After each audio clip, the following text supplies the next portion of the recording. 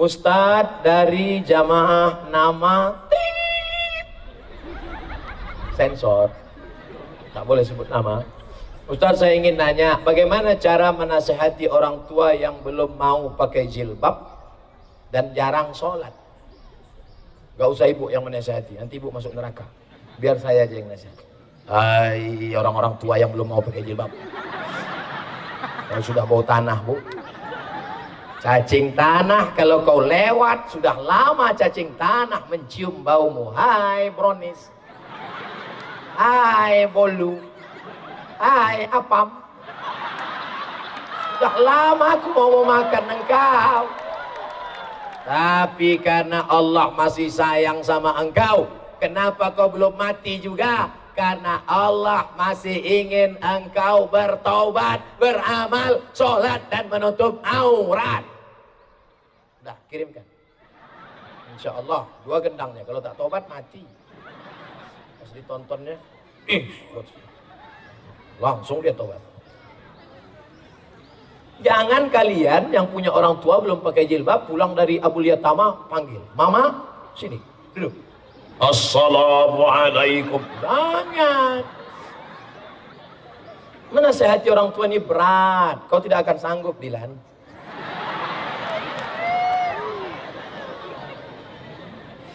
Ustadz, saya seorang aktivis, kelihatan dari tulisannya. Saya seorang perempuan, wow, amazing.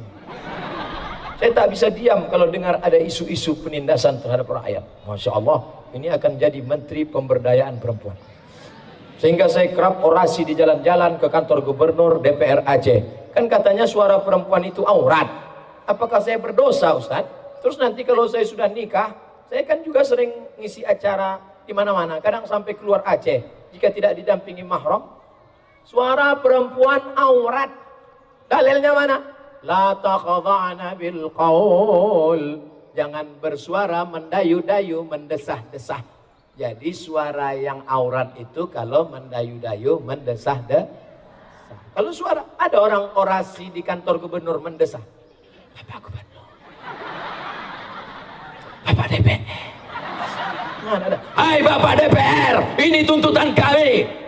Kira-kira kalau kalian sedang berorasi, ada tak yang bernafsu mendengar itu? Tiba-tiba pegawai kantor gubernur mengatakan, stop, aku bernafsu, stop.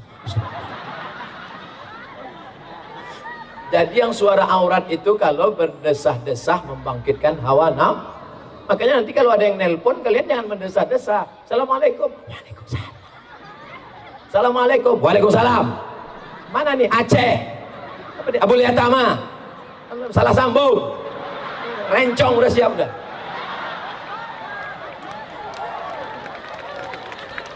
Jangan kalian mendesah-desah. Gara-gara mendesah itulah banyaknya perbuatan maksiat. Nanti kalau saya keluar rumah tanpa mahram, jangan sampai tanpa mahram. Ini sudah seperti abang saya, ini udah macam adik saya, ini udah macam papa saya. Berawal dari macam, berakhir dengan macam-macam. Bagaimana hukumnya memakai pemberian dari anak yatim walaupun katanya dia ikhlas. Datang anak yatim, saking cintanya sama Ustadz Somad dibelikannya peci. Ustadz Somad, aku ingin kemana kau ceramah, pakailah peci Aceh ini ku beli, ambillah Ustadz. Maka halal bagi saya, karena itu hadiah. Yang tak boleh itu alladzina ya'kuluna amwalal yatama zulman, orang yang memakan harta anak yatim zulman, secara zalim. Anak yatim, bapaknya ninggalkan kebun kelapa sawit, saya diberikan amanah, jaga kebun ini, saya makan, zalim, aniaya. Itulah yang disebut fadzalikal ladzi yad'ul. Bagaimana caranya menghindari mantan? Padahal dia tahu kita sudah menikah. Berarti mantanmu ini punya lagu, judulnya Kutunggu Janda. Padahal saya sudah punya anak Pak Ustadz. Berarti mantanmu ini punya lagu kedua. Apa judulnya? Beranak Ampek dan Nanti Juga. Beranak 4 pun kutunggu juga. I'm waiting for you forever. Cara menghindari mantan, pertama, buanglah mantan pada tempatnya. Yang kedua, buka HP, cari nomornya, delete. Yang ketiga, buka FB, cari namanya, unfriend. Pokoknya putuskan kontak sama sekali. Tidak ada istilah silaturahim. Ini bukan masalah silaturahim. Kita khawatir pintu hati terbuka kembali, karena setan akan senantiasa datang. Buang semua kenangan-kenangan. Apa yang pernah dia kasih? Gelang, campakkan ke laut. Cincin, jual ke toko emas. Pas begitu sampai toko emas, rupanya imitasi. Jangan pernah menyimpan kenangan. Kalau pernah menulisnya dalam buku diari, bakar. Karena nanti akan dibaca oleh suamimu, hancur berkeping hatinya menengok.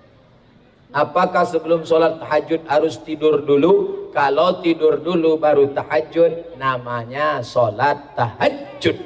Kalau tidak tidur dulu, langsung saja namanya qiyamul lail. Mengapa Ustadz istrinya cuma satu?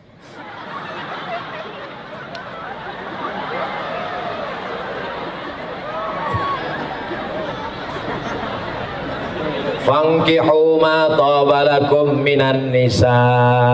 Nikahilah perempuan itu. Satu apa dua? Saya bacakan ayatnya. Fankihu ma tabalakum minan nisa.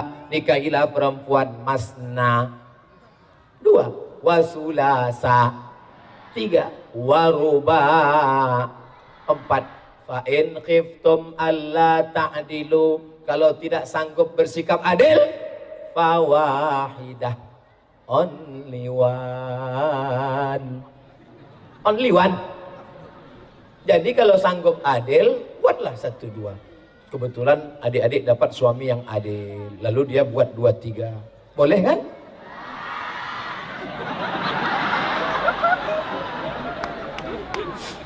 Tak berhasil menjebak mereka. Jadi hukum asalnya satu. Tapi kalau kaya, duit banyak, orangnya adil, baik dan amanah, macam raja-raja dulu. Sultan Iskandar Muda sudah punya istri di Aceh. Ketika dia pergi naik kapal mau ke Malaka, singgah di sebuah tanjung, menikah dengan Siti Selendang Ungu. Lahir anak laki-laki bernama Abdul Jalil. Itulah yang menjadi Sultan Kerajaan Melayu Asahan. Jadi raja-raja dulu dia pergi menikah, anak-anaknya itu menjadi sultan raja. Akhirnya berkembanglah Islam. Aceh, Langkat, Melayu Delhi, Melayu Asahan, itu raja-rajanya dari bumi Nanggro, Aceh, Darussalam. Jadi ini bagian dari dakwah. Jadi kalau suami kalian baik, raja-raja, menikah dia untuk dakwah, maka tak berhasil juga. Udah dua kali ku coba tak berhasil. Udahlah, berhentilah. Pak Ustadz, saya mau nanya, apa hukum kerja di bank? Bank konvensional riba haram. Beralihlah ke Bank Aceh. Siap? Yang punya tabungan di bank konvensional, tarik, ambil, pindahkan ke Bank Aceh. Bagaimana pendapat Ustadz tentang game online yang sedang booming sekarang? Game online, buang-buang waktu, buang-buang duit. La tubadzir tabzira. Jangan mubadzir. Innal mubadzirina kanu ikhwana syayatin. Hayya 'alas salah.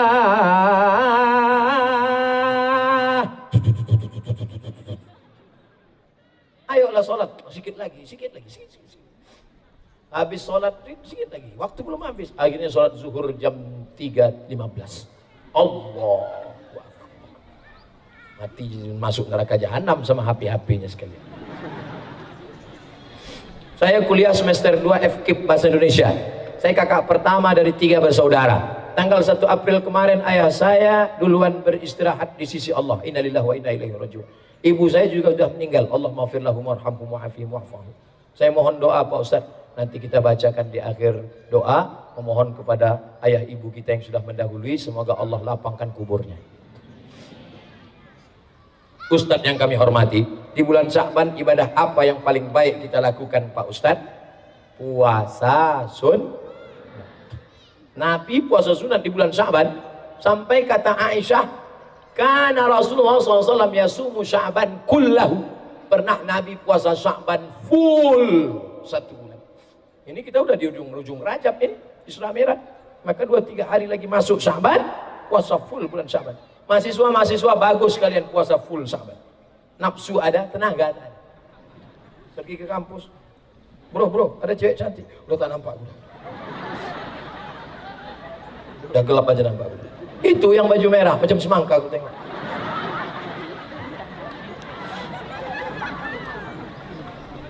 Ustadz, bagaimana cara untuk tidak pernah berhenti bersyukur? Selalu memandang ke bawah. Yang naik helikopter, tengok yang di bawah naik mobil. Kasihan kalian naik mobilnya. Siapa itu? Saya. Kemarin ke Kutacani, orang Kutacani menjemput naik helikopter. Nampak saya di bawah macet. Kasihan deh lu. Yang naik mobil mewah, tengok kawan di sebelah pakai mobil yang sudah 10 tahun gak diganti-ganti. Pencet klakson, keluar air. Perbaiki AC, knalpot bocor. Syukur. Yang naik mobil, tengok kawan naik motor. Aku naik mobil. Sama-sama panas kita. Kau panas di luar, aku panas di dalam. Kenapa? AC tak hidup. Yang naik motor, tengok kawan naik sepeda. Unzur ila man huwa asfala minka. Tengok ke bawah, maka kau akan menjadi orang yang bersyukur. Yang duduk di sejuk sana, tengok yang panas-panas. Syukur kalian kan? Enak panas. Yang tegak berdiri, tegak kalian. Tengok saya.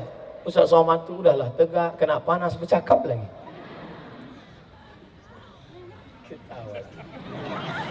Ustaz ingin nanya Ustaz, orang tua saya sudah meninggal dua-duanya. Akankah saya berjumpa dengan orang tua saya suatu masa nanti? Amalan apa yang harus saya lakukan Pak Ustaz? Datang orang berkulit hitam memeluk Nabi Muhammad, tak lepas. Nabi tanya, kenapa kau peluk aku? Aku rasa tak yakin jumpa dengan engkau di akhirat nanti ya Rasulullah. Karena aku budak, hamba saya miskin susah, amalku tak banyak. Apa kata Nabi? Almar'u ma'aman ahab. Orang akan bersama dengan siapa yang dia cintai. Anak-anakku yang cinta, kita akan bersama di surga bersama Nabi Muhammad sallallahu alaihi wasallam. Saya tak sedih tak jumpa dengan ulama-ulama besar. Saya tak jumpa dengan Syekh Muhammad Hasan Krungkali. Saya tak jumpa dengan Syekh Muhibbuddin Wali. Saya tak jumpa dengan Syekh Muhammad Wali. Saya tak jumpa dengan Syekh Hamzah Fansuri. Saya tak jumpa dengan Syekh Abdul Rauf As-Singkili. Tapi saya yakin dan percaya, karena cinta saya ke mereka dan ke negeri mereka, saya akan jumpa dengan mereka nanti di surga bersama Rasulullah SAW. Amal apa yang mesti kita lakukan? Wala tamutunna illa wa antum muslimun. Matinya mesti dalam keadaan la ilaha. Makanya sering-sering zikir. Kalau sering zikir, nanti matinya husnul khatimah, ketemu dengan mereka. Yang sering main game online, nanti matinya pas mau sakratul maut.